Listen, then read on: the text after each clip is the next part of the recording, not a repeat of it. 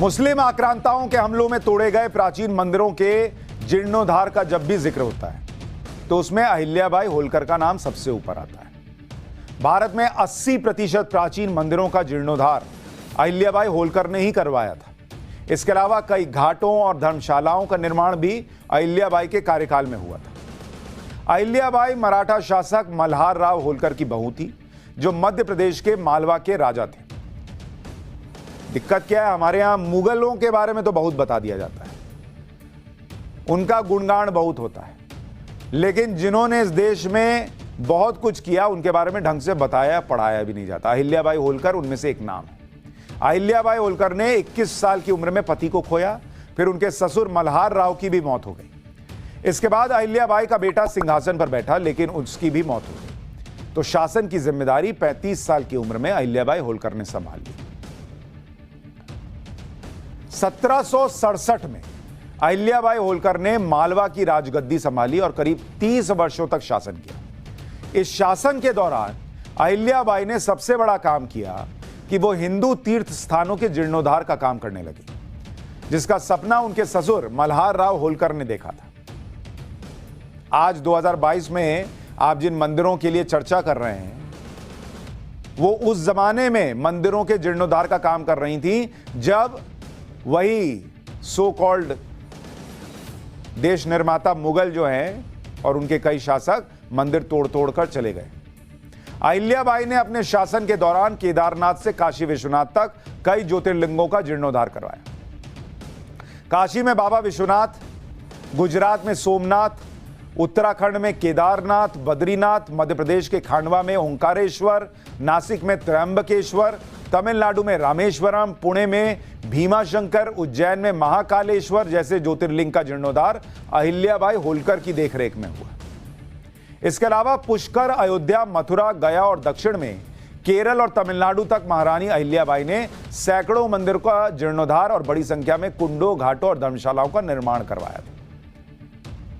लेकिन आप बच्चों से छोड़िए, आप अपने घर में लोगों से पूछिएगा कि क्या आप जानते हैं अहिल्याबाई होलकर के बारे में। 95%, 96% लोगों को उनके इतिहास के बारे में नहीं पता होगा। आज इसलिए बता रहा हूं, उनकी जयंती है। जानिए ऐसे लोगों को जिन्होंने इस देश में कितना बड़ा योगदान दिया है। औरंगजेब ने जब काशी विश्वनाथ मंदिर को तोड़ा था, तो उसके 108 साल बाद मंदिर का पुनर्निर्माण अहिल्याबाई होलकर ने करवाया था। 1777 में काशी विश्वनाथ मंदिर का पुनर्निर्माण शुरू हुआ। अहिल्याबाई होलकर ने गर्भगृह को फिर से बनवाया और वहां पर शिवलिंग की प्राण प्रतिष्ठा करवाई। मंदिर निर्माण में 3 साल लगे थे। अहिल्याबाई ने मंदिर बनवाने का संकल्प शिवरात्रि पर लिया था और शिवरात्रि को ही नया मंदिर खोला गया। इसके अलावा वाराणसी के प्रसिद्ध मणिकर्णिका घाट का जीर्णोद्धार भी अहिल्याबाई होलकर के आदेश पर ही हुआ। बाबा विश्वनाथ पर उनकी आस्था और उनके संकल्प को देखते हुए विश्वनाथ मंदिर कॉरिडोर में देवी अहिल्याबाई होलकर की एक मूर्ति भी लगाई गई।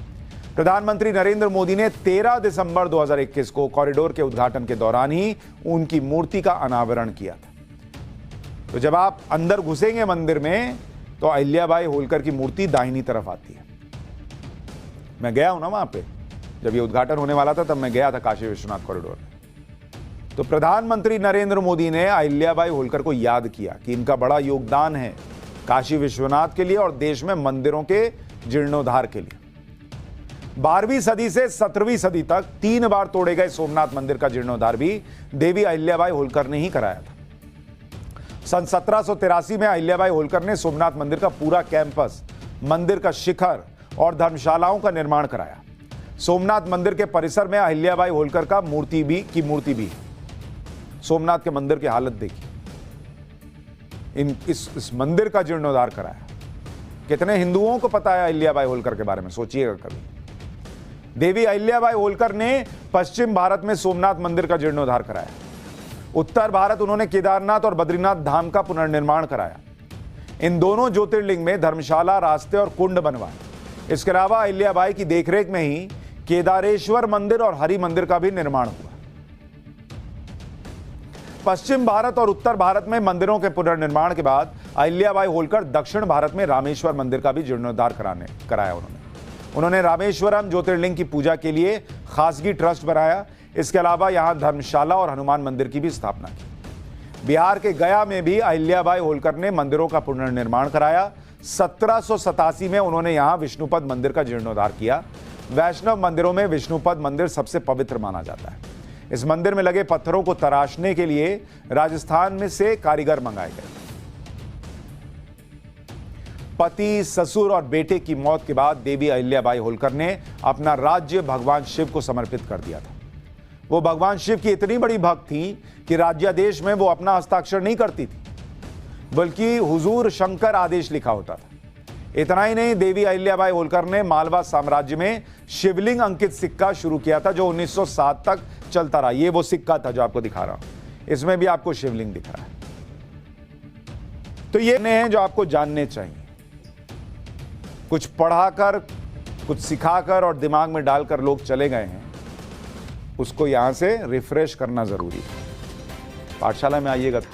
तो भाइयों, जैसा कि आपने वीडियो देखा पूरा एंड तक, साथियों, जैसे कि अपनी गढ़े समाज का हर कोई व्यक्ति अपने समाज के लोगों को आवाज़ को दबाना चाहता है, कोई दिखाना भी नहीं चाहता कि गढ़े समाज है क्या, क्योंकि अपनी लोक माता अहिल्याबाई ने इतने नेक और इतने धर्मशालाओं का निर्माण कराया, मंदिरों का निर्माण कराया, और आज तक कोई नेता, कोई मंत्री, कोई विधायक आज तक लोक माता अहिल्याबाई को बताता ही उनका इतिहास भी नहीं बताता है। साथियों, ये है गढ़े समाज की निशान और शान। साथियों, आपको ही साथियों इस अहिल्याबाई की शान को ऊपर लेकर आना होगा और एक नाम, एक एकता के तौर पर एक तिरंगा लहराना होगा अपनी अहिल्याबाई का, ताकि आपका नाम भी रोशन हो सके और दिख सके समाज को कि हाँ, एक गढ़िया समाज भी सब लोगों की साथ थी और ये लोक माता अहिल्याबाई अपनी एक शान है। साथियों, तो साथियों फिर मिलता हूँ ऐसे कोई नेक्स्ट वीडियो अपडेट के साथ।